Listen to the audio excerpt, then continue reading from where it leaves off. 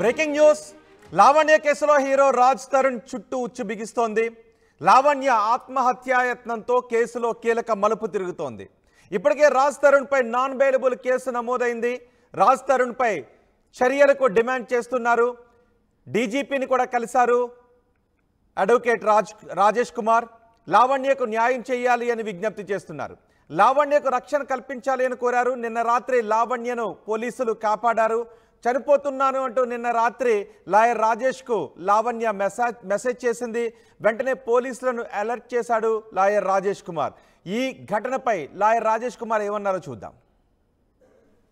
Welcome to RTV. ప్రస్తుతం రోజు రోజుకి రాజ్ తరుణ్ అలాగే లావణ్య కేసులో భారీ ట్విస్టులు అనేవి బయటపడుతున్నాయి. కొద్ది రోజుల క్రితం తను ఆధారాలతో సహా పోలీస్ స్టేషన్లో ఎఫ్ఐఆర్ కంప్లైంట్ చేసినప్పటికీ కూడా నిన్న రాత్రి తన అడ్వకేట్తో కాకుండా వేరే అడ్వకేట్తో ఒక సెకండ్ ఒపీనియన్ తీసుకుందామన్న క్రమంలో తను నైట్ సూసైడ్ చేసుకుంటున్నాను అని చెప్పి ఒక మెసేజ్ పెట్టడం జరిగింది.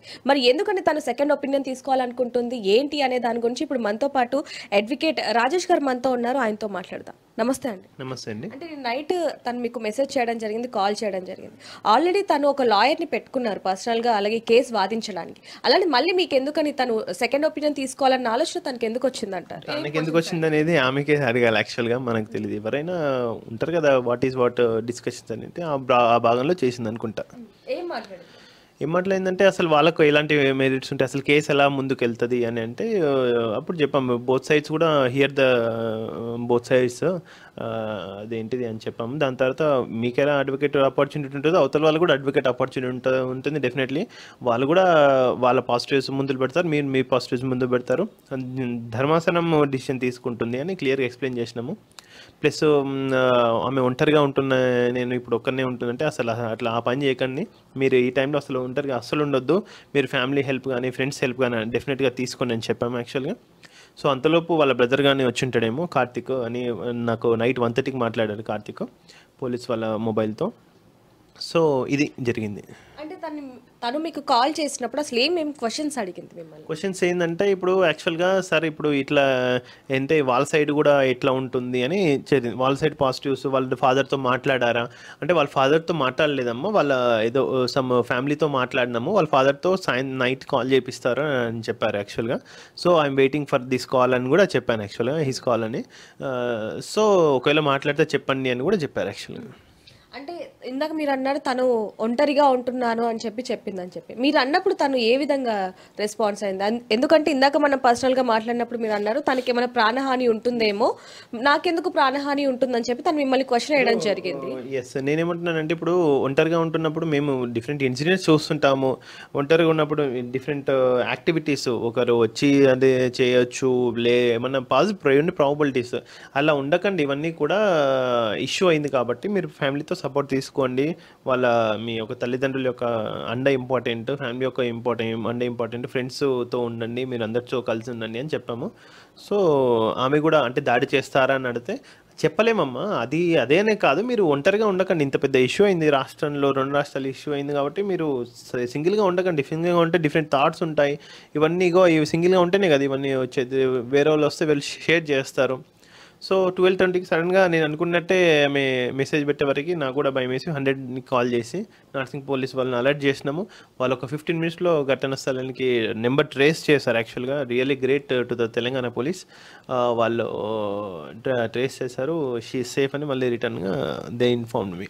అంటే తను మీకు పెట్టిన మెసేజ్లో మొత్తం చూసుకుంటే నాకు నా అనే వాళ్ళు ఎవరు కూడా సపోర్ట్ చేయట్లేదు, బయట వాళ్ళు సపోర్ట్ చేస్తూ ఉన్నారు, నాకు రాజ్ తరుణ్ లేకపోతే నేను బ్రతకలేను, నన్ను పెళ్లి చేసుకోను అంటున్నాడు అని చెప్పడం జరిగింది. నేను ఆ మెసేజ్ ఇంతవరకు ఇంకా పూర్తిగా చదవలే, బట్ ఆ క్రక్స్ ఆఫ్ ద ఇష్యూ అనేది అర్థమైంది. సో నేను ఐఎమ్ లీవింగ్ వెళ్ళిపోతున్నాను ఇదంతా నాకు సీన్ అర్థమైపోయి నేను పోలీసులకు వెళ్ళిపోయాను. ఇంకా ఆ మెసేజ్ క్లియర్గా చదవలేదు, దాన్ని అర్థం పరమార్థం అన్నీ కూడా యాక్చువల్గా. సో ఆ మెసేజ్ నేను అనాలిసిస్ చేయలేను. అంటే మీతో మాట్లాడిన తర్వాత తను ఆ డిసిషన్ అనేది తీసుకుందని చెప్పాలి. అంటే నాతో మాట్లాడినాను కదా, ఒక 3-4 అవర్స్లో మళ్ళీ ఏం ఆలోచించిందో తెలియదు కదా. సో మనమైతే పాజిటివ్గానే ఉండాలని ఆమె కోరుకున్నాము. ఆమెకు నేను ఇంకొకటి ఆమెకు భరోసా కూడా ఇచ్చాను, డెఫినెట్గా మీ వైపు ఏదైనా పాజిటివ్స్ ఉంటే చెప్పండి, డెఫినెట్లీ వీల్ సపోర్ట్ యూ.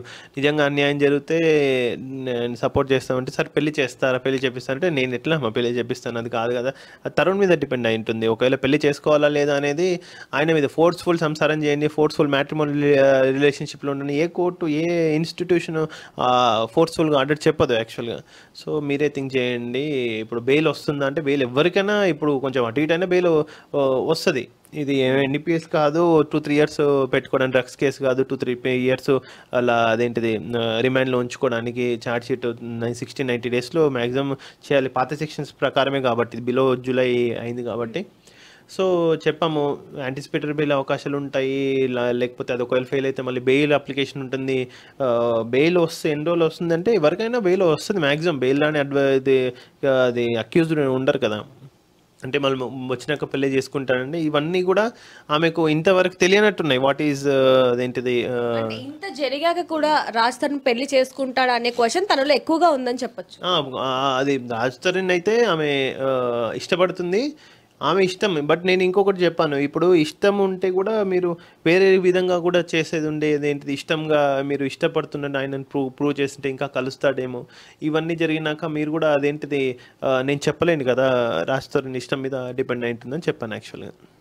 అంటే ఇప్పుడు ఇదంతా చూసుకుంటే తన పర్సనల్ లాయర్ ఎవరైతే ఉన్నారో అతను మిమ్మల్ని కాంటాక్ట్ చేయడం కానివ్వండి, మీరు ఆయన్ని కాంటాక్ట్ చేయడం కానివ్వండి. నేనే ఆమె 12:40 కాల్ చేసినాక నేనే ఆయనకు, నాకు దిలీప్ శంకర్ నెంబర్ ఉంది నా దగ్గర, 12:44కి నేనే ఆయన కాల్ చేస్తే పడుకున్నారు. ఎవరైనా పడుకుంటారు, మనం నెగిటివ్ అనుకోవడానికి రాదు, ఎవరైనా పడుకుంటారు ఆ టైంలో. నేను కొంచెం ఏదో డిఫరెంట్, నేను కూడా 9 o'clockకి పడుకున్నాను, మధ్యలో మెలకు వచ్చి చూసాను అంతేగాని. సో ఆయన కూడా కాల్ చేసి చెప్దాం అనుకున్నాను, నేను ట్రై చేస్తా long ring, but me client ఇలా చేస్తుంది కొంచెం చూసుకోండి. ఎందుకంటే ఫస్ట్ మనం అప్పుడు ఆ టైంలో ప్రాణాలు కాపాడాలి, ఏమన్నా అయితే ఏంది అనేది ఉంటుంది కదా. సో నేను కూడా డిఫరెంట్ ఛానల్స్కి కూడా పోలీస్ వాళ్ళ నెంబర్ కలవకపోయేవారికి హయ్యర్ శాటిలైట్ ఛానల్స్కి కాల్ చేసినాం యాక్చువల్గా. సో 2-3 రెస్పాండ్ అయ్యి మనకు ఇష్యూ కంక్లూడ్ చేసినాం యాక్చువల్. అంటే ఇప్పుడు తను సూసైడ్ చేసుకునే ప్రయత్నం అయితే చేసిందని చెప్పొచ్చు. మరి ఇప్పుడు పోలీసులు కూడా వెళ్ళి కాపాడడం జరిగింది, కౌన్సిలింగ్ కూడా ఇచ్చారు. మరి దీని మీద రాజ్ తరుణ్ మీద కానివ్వండి, లేకపోతే మాల్విన్ మీద కానివ్వండి, వీళ్ళిద్దరి మీద ఏమైనా కేసులు పెట్టే అవకాశం ఉందంటారు? అట్లేం మళ్ళీ దీనికి ఆమెకు కేసెస్ నాకు తెలిసి ఏమి ఉండకపోవచ్చు ఈ విషయంలో. బట్ కొంచెం త్వరితగతిన కేసు పూర్వపరాలు అనేది ఇన్వెస్టిగేషన్ కొంచెం త్వరితగతిన చేసే అధికారం కూడా పోలీస్ వాళ్ళకు ఉంది. మానవతా దృక్పథంతో ఆలోచించి కొంచెం దీన్ని కంక్లూడ్ చేద్దాం అనే ఉద్దేశంతో కూడా ఉండొచ్చు. అది it is complete discussion power of the police authority. అంటే ఇంత పోరాడుతున్నా కూడా రాజ్ తరుణ్ నన్ను పెళ్లి చేసుకోడు అన్న మాట వినగానే తను మనస్తాపానికి గురై ఈ విధంగా చేసిందని చెప్పొచ్చు. ఇప్పుడు అందుకే ఇవన్నీ ఆలోచించే హర్తాల్ పరమార్థాలు చెప్పకుండా మీరు ఇవన్నీ ఒంటరిగా ఉండకన్నమ్మా, ఫ్యామిలీతో ఉండండి, ఫ్రెండ్స్తో ఉండండి అని క్లియర్గా ఎక్స్ప్లెయిన్ చేసినాం యాక్చువల్గా. మరి ఇప్పుడు అంటే ఈ ఇన్సిడెంట్ అంతా అయిపోయాక మళ్ళీ మీరు లావణ్యతో మాట్లాడే ప్రయత్నం ఏమైనా చేశారు? ప్రజెంట్ అయితే చేయలేదండి. When she will need my assistant definitely I will help you. అంటే ప్రస్తుతం చూసుకుంటే తను న్యాయబద్ధంగా తను పోరాడుతున్నప్పటికీ కూడా రాజ్ తరుణ్ నాకు కావాలి, నేను తనను ఎంతగానో ప్రేమించాను, తనని పెళ్లి చేసుకోవాలనుకుంటున్నాను అని చెప్పి తను ఇంత దూరం వచ్చినా కూడా తనకి అంటే రాజ్ తరుణ్ పెళ్లి చేసుకుంటాడా అనే ప్రశ్న ఎక్కువగా ఉందని చెప్పొచ్చు. దాని ద్వారానే తను సెకండ్ ఒపీనియన్ తీసుకొని ఈ విధంగా చేసిందని కూడా మనకి తెలుస్తా ఉంది. కెమెరామ్యాన్ వేణుతో రిపోర్టర్ దేవిక, హైదరాబాద్. మీడియా పరంగా ఏమని చెప్తున్నా అంటే ఇట్లా సూసైడ్ చేసుకోవాలని ఆలోచన ఉన్నా, అలాంటి లీక్స్ కానీ వీడియో కానీ ఆత్మహత్య లీక్స్ ఎవరికైనా వచ్చినా మీరు డయల్ 100కి కాల్ చేస్తే వాళ్ళు డెఫినెట్గా కోఆపరేట్ చేస్తారని ఈ యొక్క ఇన్సిడెంట్ ఒక నిదర్శనం, సాక్ష్యం కూడా. ఇట్లాంటి ఆలోచన వాళ్ళకు డెఫినెట్గా మీరు పోలీస్ స్టేట్ సపోర్ట్ తీసుకొని definitely will get the success. Any cross questions DGP రోజు సెకండ్ సాటర్డే లీవ్లో ఉన్నారండి, వాళ్ళ ఆఫీస్ వాళ్ళు అక్నాలజ్మెంట్ తీసుకున్నారు. నెక్స్ట్ అంటే ఎలాంటి పెళ్లి చేసుకుందని చెప్తుంది కదా, పెళ్లి చేసుకుంటాను మిమ్మల్ని ఎట్లా అడిగింది? మమ్మల్ని ఇప్పుడు అదే మళ్ళీ పెళ్లి చేసుకుంటామని అడిగింది కాబట్టి నేను పెళ్లి అనేది నేను గ్యారంటీ వేయలేమా, నా చేతిలో నీ చేతిలో లేదు, రాజ్ తరుణ్ చేతిలో ఉంది. ఫోర్స్ఫుల్ మ్యాట్రిమోనియల్ రిలేషన్షిప్ అనేది ఎవరు ఇవ్వలేరు కాబట్టి will see after he comes to the media, if he comes to the public will ask directly to him అని చెప్పాను.